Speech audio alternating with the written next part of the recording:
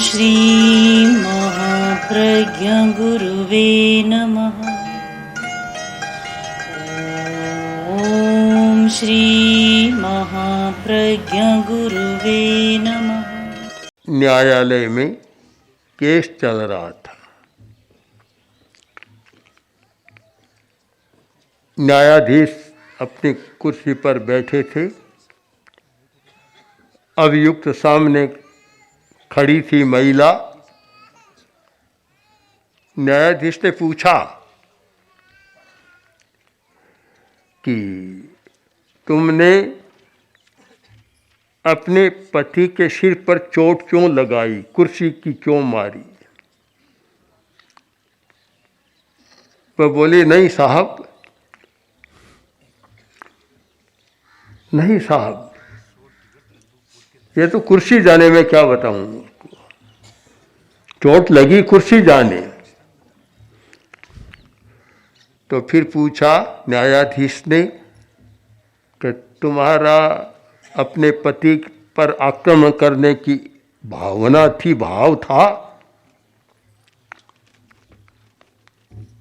और कुर्सी तोड़ दी? तब उत्तर दिया कि न्यायाधीश महोदय, कुर्सी तोड़ने की मेरी इच्छा नहीं थी। चोट, पति के सिर पर चोट लगाने की तो इच्छा थी, पर कुर्सी तोड़ने की मेरी इच्छा नहीं थी। कुर्सी को तो बचाना था। हमारे सामने जो है उसके कई रूप आते हैं, मूल नहीं आता। कुर्सी टूट गई हमारे सामने है, पर कुर्सी तोड़ने के पीछे क्या था वह साफ नहीं कर रहे हैं। वह भाव में भीतर रह जाता है। इसलिए एक भीतर का और एक बाहर का दो हो जाते हैं। आज एक नया आंदोलन चल रहा है कि संस्कारों का निर्माण करो। अनेक स्थानों पर यह स्वर सुनने को मिलता है कि संस्कार का निर्माण करो। मुझे लगता है कि जो भीतर है उसे नहीं पकड़ा जा रहा है, बाहर को पकड़ा जा रहा है। केवल पाजामा को पकड़ा जा रहा है, पाजामे के भीतर जो है उसे नहीं पकड़ा जा रहा है। मुल्ला नसरुद्दीन घर में था, पत्नी बाहर थी। आवाज आई, धड़ाम सी कोई गिरा है। भीतर दौड़कर आई और बोली, क्या हुआ? कि नहीं, कुछ खास बात नहीं। क्या हुआ बताओ तो सही। का पाजामा गिर गया था। कि पाजामा की तो आवाज़ इतनी होती नहीं है। कि मैं कहाँ था, पाजामे के भीतर ही तो था, मैं बाहर कहीं था। जो भीतर है उसे हम देखें, केवल पाजामा को न देखें। पाजामा के भीतर कौन है? हम केवल संस्कार की बात न करें, संस्कार के मूल की बात करें। उधर हमारा ध्यान बहुत कम जाता है। एक दार्शनिक प्रक्रिया है, उसके शब्द हैं अवग्रह, ईहा, अवाय, धारणा। 4 शब्द हैं। कोई व्यक्ति सबसे पहले किसी वस्तु का ग्रहण करता है। सामने कोई रूप आया तो आंख ग्रहण कर लेगी, कोई शब्द आया तो कान ग्रहण कर लेगा। पहले ग्रहण करता, अवग्रह होता है। अवग्रह के बाद वह सोचता ये क्या है, कहाँ से आया, विकल्प करता है, ईहा करता है।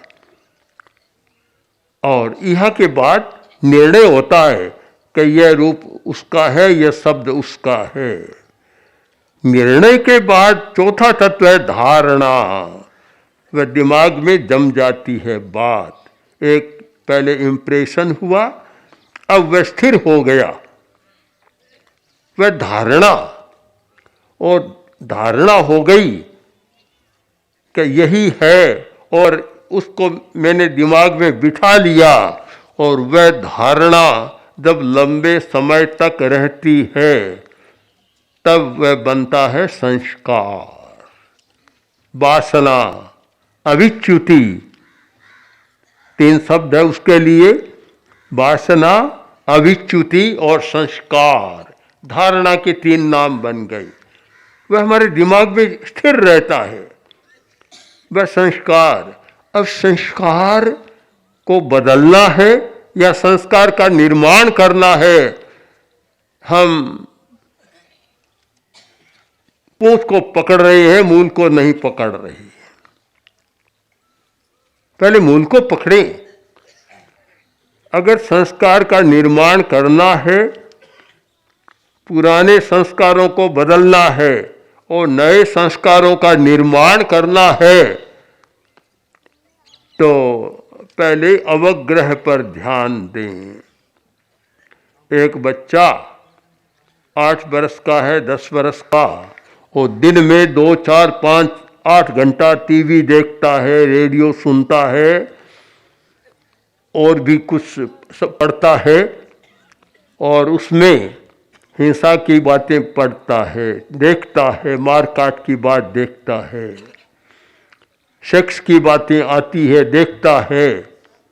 अवग्रहण हो गया और वह अवग्रह कुछ समय बाद धारणा तक पहुंच गया, संस्कार बन गया। अब आप उसको बदलना चाहे बड़ा कठिन है। आपको जागरूक कहाँ रहना है? संस्कार के प्रति जागरूक नहीं, जागरूक रहना है अवग्रह के प्रति।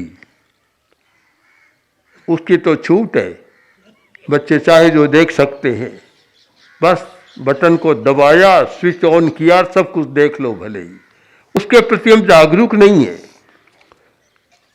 जब एक छात्र विद्यालय में दूसरे छात्र की हत्या करता है, उसके प्रति तो हम जागरूक हैं, और समाचार पत्र में भी बहुत विस्तार से उसकी न्यूज आती है और लोग चर्चा भी करते हैं। देखो, हिंदुस्तान भी अमेरिका बन रहा है।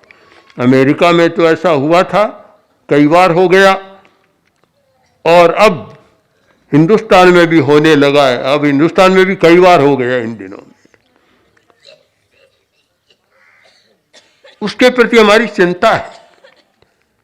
मैं आपको ये बताना चाहता हूं कि चिंता संस्कार बन गया, उसके प्रति न करें। करें अच्छी बात है, पर मूल चिंता करें अवग्रह के प्रति कि वह संस्कार का बीज कहाँ है, ये संस्कार कैसे बना, उस बीज के प्रति चिंता करें। बीज कहाँ से आ रहा है? यदि हम बीज के प्रति चिंता न करें और केवल फसल पक गई, धान सामने आ गया, उसके प्रति चिंता करें तो कोई अर्थ नहीं होता। बीज कैसा है आपका? आपने अच्छा बीज बोया तो अनाज अच्छा होगा, और रद्दी बीज बोया तो रद्दी अनाज होगा। फसल को देखो, पर फसल से पहले बीज को देखो। हमें बीज को देखना है कि आज ये जो हिंसा बढ़ रही है, छात्रों में बढ़ रही है, परिवारों में बढ़ रही है, समाज में बढ़ रही है, संस्थाओं में बढ़ रही है, आखिर इसका बीज क्या है? बीज को देखें, हम बीज को पकड़ें, जहां से ग्रहण हो रहा है पकड़ें। क्योंकि इंद्रियां और मन दोनों बहुत काम के भी हैं और बहुत निकम्मे भी हैं। दोनों हमारे मित्र भी हैं और हमारे शत्रु भी हैं। दोनों बातें हैं, क्योंकि इंद्रियों के बिना हम जान नहीं सकते। हम बाह्य जगत को जानते हैं तो इंद्रियों के माध्यम से जानते हैं। आंख से रूप जगत को जानते हैं, कानों से शब्द जगत को जानते हैं।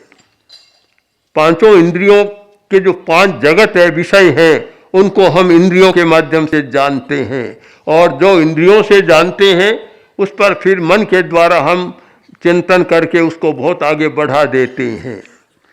तो इंद्रियां और मन हमारे ज्ञान के साधन है। पर जब इंद्रियों के साथ और मन के साथ राग और द्वेष जुड़ जाते हैं, तो इंद्रियां भी हमारी दुश्मन बन जाती है, मन भी हमारा दुश्मन बन जाता है। हम ज्ञान के साधन को ज्ञान का साधन रखें, अपना मित्र बनाए रखें, दुश्मन न बनाएं। यह है बीज, यह है अवग्रह। इस पर ध्यान दें, और हमारा ध्यान बहुत कम जाता है, बहुत कम जाता है। छोटा बच्चा गाली दे रहा था, और भद्दी गाली दे रहा था।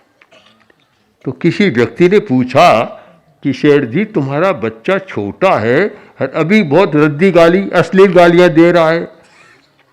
तो उसने कहा कि क्या करूं, मैं तो इसकी देखभाल करता नहीं, कोई नौकर कर रहा है और वह गाली देता तो यह भी सीख गया। कहां से आ रहा है,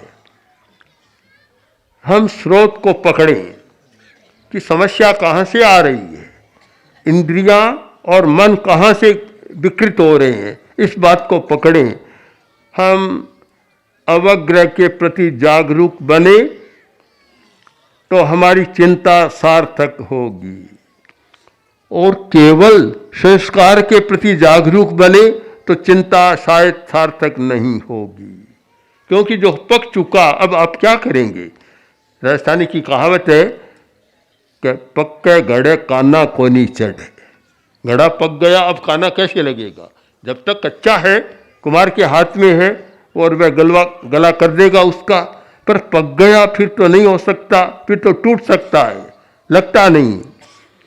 पकने से पहले हम नई पीढ़ी के प्रति जागरूक बने, उसके संस्कारों के प्रति जागरूक बने, किंतु आगे रुके नहीं। संस्कारों के प्रति जागरूक बने अच्छी बात है, पर जागरूक उसके प्रति बने कि यह संस्कार कहाँ से आ रहा है।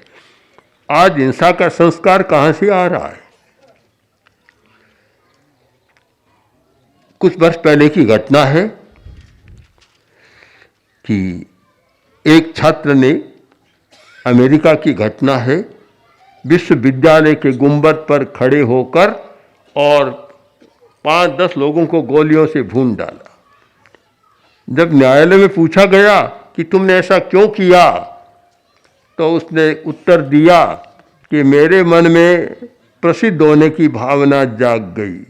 समाचार पत्रों में पढ़ा कि प्रसिद्ध होना चाहिए, होने की भावना जाग गई, और कैसे हो सकता है यह भी मैंने समाचार पत्रों में पढ़ा, तो मन में आ गया कि बस मुझे तो प्रसिद्ध होना है, और सबका से सीधा रास्ता यह है कि 5-10 लोगों की हत्या करूं और सारे समाचार पत्र में सुर्खियों से मेरी बात आ जाएगी, मैं प्रसिद्ध हो जाऊंगा। अपक्व मस्तिष्क में बहुत सारी गलत धारणाएं जम जाती है, गलत धारणा नहीं, गलत अवग्रह आ जाते हैं और फिर वे धारणाएं बन जाती है। इसीलिए तो कहा कि क्या देखना क्या नहीं देखना, क्या सुनना क्या नहीं सुनना, क्या खाना क्या नहीं खाना, क्या सूंघना क्या नहीं सूंघना, क्या छूना क्या नहीं छूना। ये दोनों हो विधि और निषेध। केवल देखना ही नहीं, देखने के साथ निषेध भी होना चाहिए, यह नहीं देखना है। विधि निषेध हमारा सारा व्यवहार जब विधि निषेध के आधार पर चलता है तो अच्छा होता है। यह करो या मत करो, यह देखो या मत देखो, यह मत देखो, बस आंखें बंद कर लो, भी यह देखने लायक नहीं है। मैंने सुना है, पूरा तो शायद मैं नहीं जानता इस विषय को, पर सुना है कि कुछ फिल्में ऐसी है जो रहता है कि भाई केवल युवकों के लिए, केवल युवकों के लिए, पर यह संभव नहीं। युवकों से पहले बच्चे देख लेते तो वे संस्कार जमा हो जाएंगे।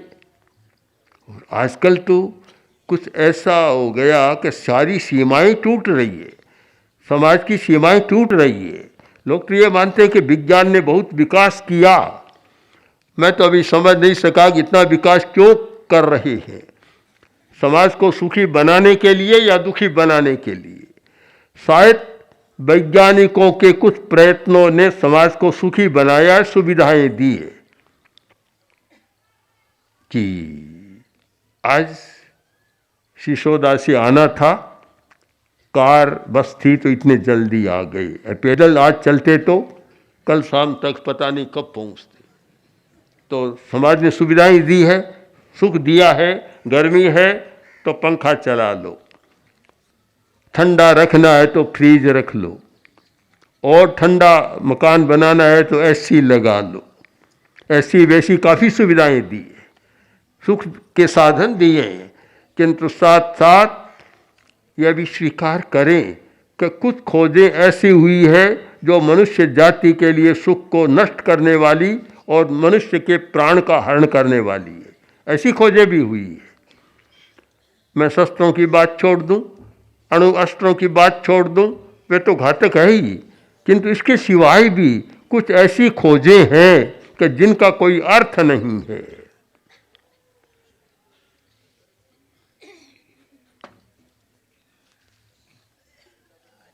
पहले आदमी बहुत सुखी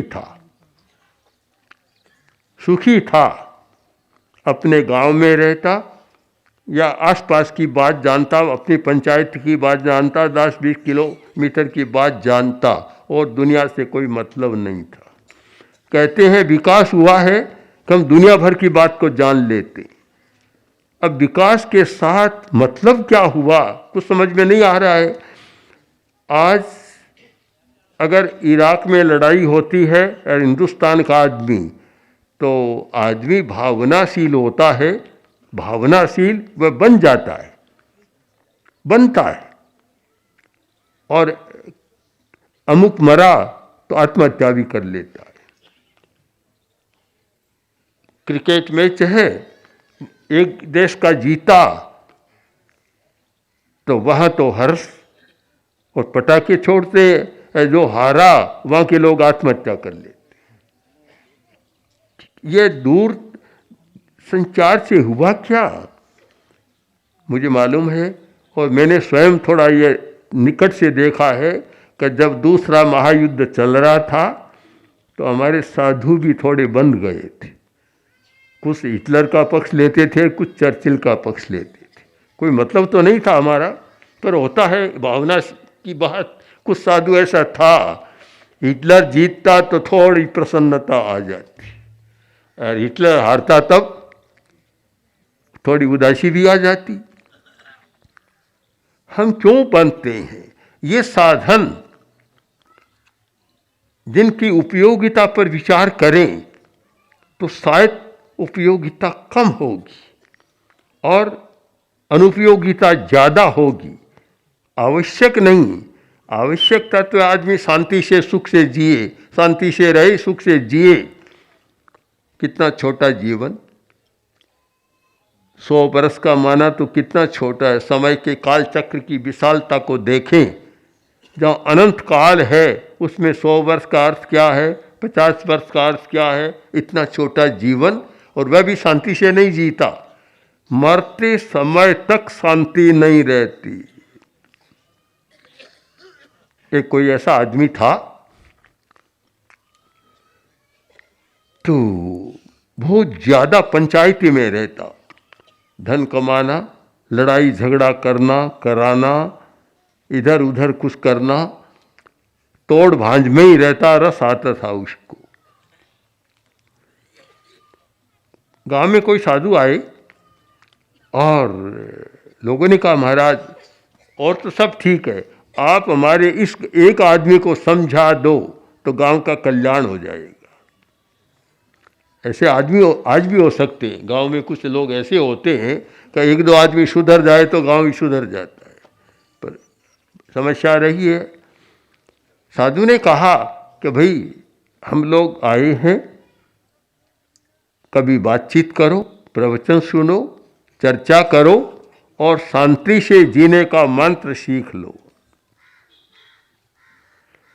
बोला महाराज मेरे समय नहीं है, मैं अभी नहीं आ सकता, मेरे पास बहुत काम है। मेरे पास केवल घर का नहीं, केवल दुकान का नहीं, बाजार का काम मेरे पास है, अधिकारियों का काम मेरे पास है, सब कामों में मुझे रहना पड़ता है। मैं अभी आपसे बातचीत करने का समय नहीं निकाल सकता। साधु ने ठीक है कई बार कहा, समय नहीं है। ये तो आप जानते हैं कि समय नहीं है, ये आज की तो एक बक्की हो गई। बक्की कहते हैं ना, ऐसा नहीं, एक समय नहीं है, हर किसी बात में समय नहीं है। नवकार मंत्र का जप करो कि मुझे समय नहीं मिलता, सामायिक करो मुझे समय नहीं मिलता, और कोई धर्माराधना करो मुझे समय नहीं मिलता। एक बक्की सी हो गई। और उस पर कई बार मैं एक बात कहता हूँ कि एक व्यक्ति ऐसा था जो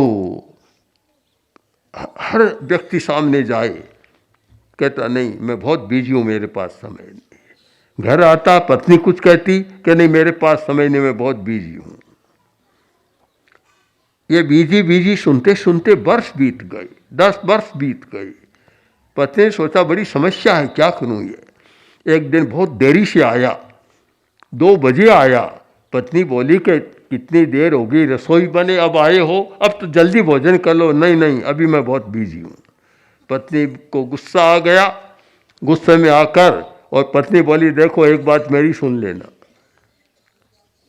कान खड़े हो गए, क्या? एक बात सुन लेना, ध्यान से सुनना कि मरो तो पहले 1 दिन 2 दिन पहले बता देना, नहीं मैं भी बहुत बिजी हूँ, रहूंगी नहीं फिर तुम्हारी। यह एक ऐसी बक्की हो गई, ऐसी बक्की, एक ऐसा एक हो गया कि हर समय कि मुझे समय नहीं है, समय नहीं है। ठीक है, समय बीत गया। समय किसी के पास नहीं है, व्यक्ति तो जानता है, पर प्रकृति का नियम चलता है। वह नहीं देखता कि समय है कि नहीं, बिजी है कि नहीं। प्रकृति विजय के सिद्धांत को स्वीकार नहीं करती। मौत हो गई, मौत हो गई। गांव में पता चला कि अमुक आदमी की तो मौत हो गई। तब फिर लोग अर्थी बनाकर ले जाने लगे। जब अर्थी जा रही है और बीच में कोई चौक आया और कहते हैं 20 का पासा, एक बार ठहराते हैं उसको, अर्थी को ठहराया। तब वह साधु आया, बोला कि सब एक बार मुझे आने दो। क्यों महाराज, क्या करोगे? कि मैं इसको कुछ बात कहना चाहता हूँ, सुनाना चाहता हूँ, मैं इसको शांति का संदेश देना चाहता हूँ कि शांति से जीना। बोले महाराज आप भी कैसी बात करते हैं, मुर्दा है, किसको संदेश देंगे, क्या सुनेगा? कि तुम समझते नहीं हो, जिंदा था तब तो बहुत बिजी था, इसके पास समय नहीं था, और अब इसके पास बहुत समय है, अब मेरी बात ये सुन लेगा। आप स्वयं सोचें कि हम ये व्यस्त या बिजी या मेरे पास समय नहीं, इन शब्दों के जाल में अपने जीवन की सार्थकता को गुम न करें, उसका मूल्यांकन करें जीवन की सार्थकता का। और मैं जो कह रहा था कि बहुत सारे वैज्ञानिक ऐसी खोजें कर रहे हैं, सब तो निरर्थक नहीं है, कुछ तो बड़ी उपयोगी है। चिकित्सा के क्षेत्र में भी बहुत कुछ उपयोगी हुई है, और भी सुविधा के क्षेत्र में भी हुई है, किंतु कुछ अनावश्यक भी हुई है जिससे आदमी का नुकसान भी हो रहा है। तो ये टीवी और इसके भी दोनों पक्ष है। एक और तो पता चलता है कि दूर की बात आप देख लेते हैं, पर इंद्रियों का जगत ऐसा है, इंद्रियों की लालसा कि आप सीमा नहीं रख सकते। फिर जो नहीं देखना वह भी आपके सामने आता है।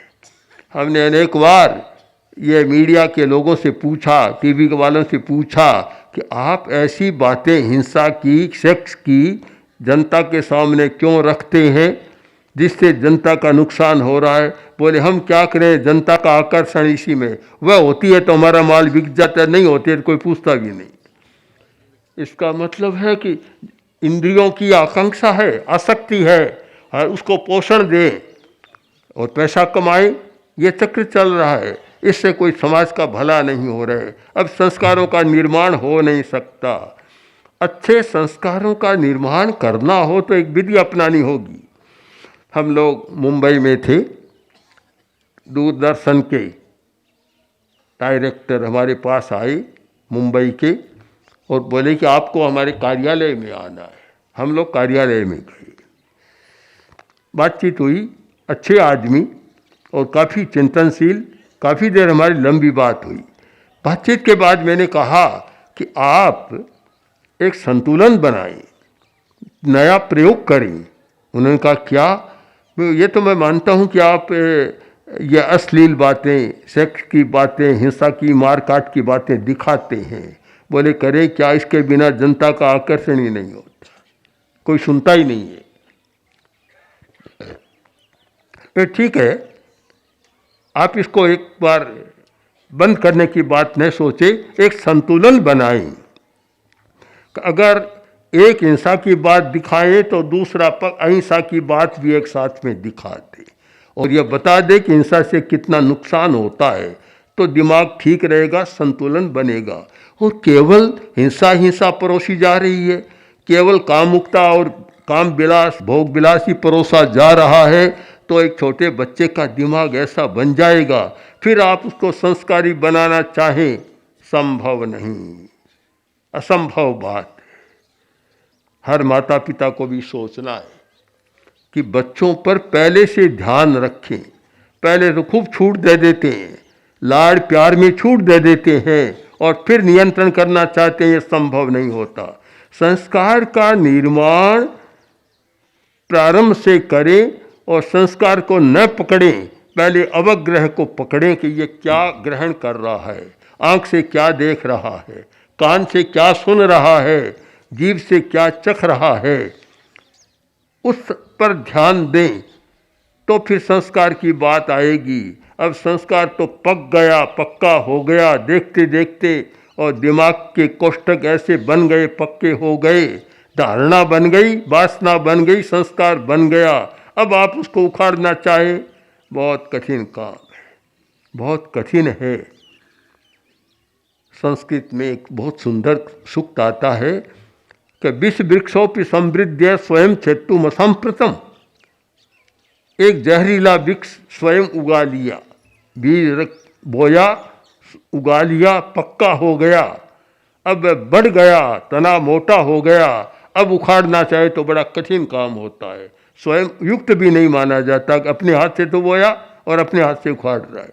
हम पहले मूल के प्रति जागरूक रहें, बीज के प्रति जागरूक रहें, जड़ के प्रति जागरूक रहें कि क्या हो रहा है। आज हमारी समाज की समस्या यह है कि हम बीज के प्रति जागरूक नहीं है। संस्कार का बीज और संस्कार की फसल, संस्कार की फसल के प्रति जागरूक है। आज लड़ाई झगड़ा बहुत बढ़ रहा है, हिंसा बहुत बढ़ रही है, आर्थिक लोलुपता बहुत बढ़ रही है, अर्थ और धन और सत्ता का लोभ बहुत बढ़ रहा है। इसके प्रति तो हम जागरूक हैं, किंतु जहाँ से बढ़ रहा है उसके प्रति हम जागरूक नहीं है। हम बीज के प्रति जागरूक बने, बीज के प्रति। सुकरात को विष दिया गया, एक पश्चिमी जगत का एक महान दार्शनिक हुआ है। आज तो पूरे विश्व पर छाया हुआ है। मैं तो मानता हूँ हिंदुस्तान में बहुत बड़े बड़े दार्शनिक हुए हैं, पर आज का विश्वविद्यालय में पढ़ने वाला सुकरात का नाम तो जानता है, भारतीय दार्शनिक का नाम शायद नहीं जानता। काफ़ी प्रसिद्ध और शिक्षा के क्षेत्र में भी बड़ा उसका उपयोग है। जब जहर दिया गया और मरने की तैयारी पर है, मृत्यु शैया पर, शांत, कोई भय नहीं, वास्तव में दार्शनिक था, केवल सिद्धांत नहीं पढ़ा था, उसने व्यवहार में भी उसका प्रयोग किया था। आज दो शब्द चलते हैं, फिलॉसफी और अप्लाइड फिलॉसफी। उसने प्रायोगिक दर्शन किया था, जीवन में प्रयोग किया था। तो जब प्राण सिकुड़ रहे तो शिष्य सारे रोने लगे।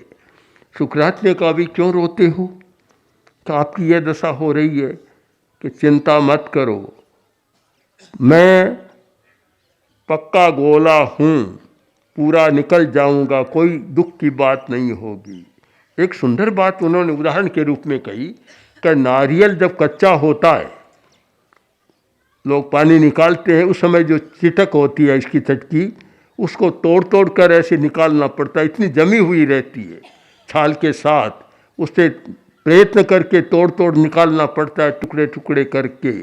किंतु जब नारियल पक जाता है, गोला बन जाता है, ऊपर से तोड़ो, पूरा गोला निकलेगा।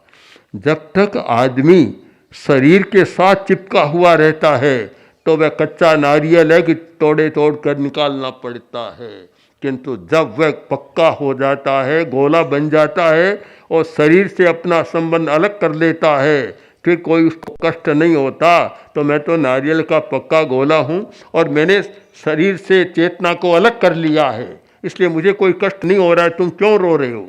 एक बड़ी पते की बात कही, बड़ी महत्वपूर्ण बात कही।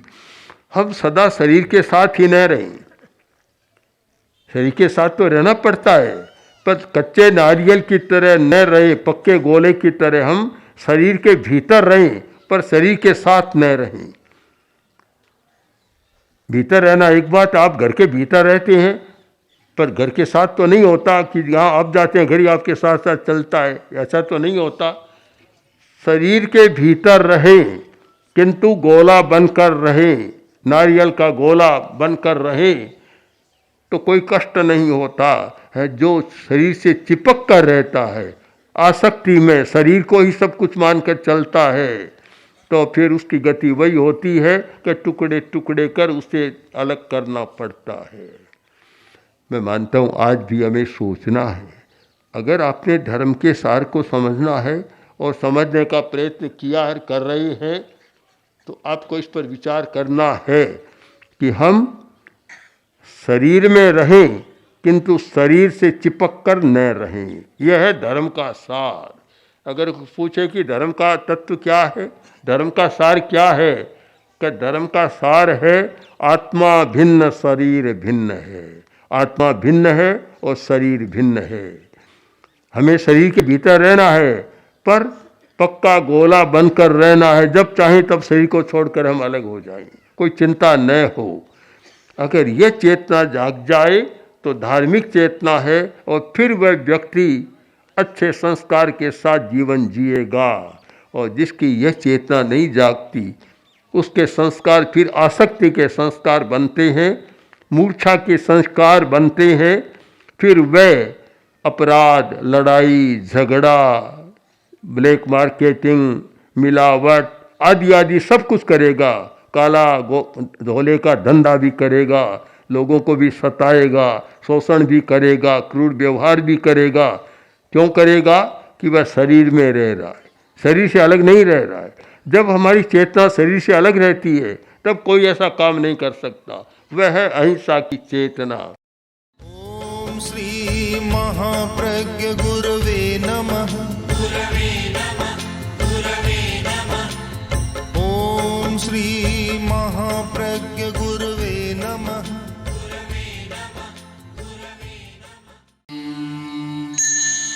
ओम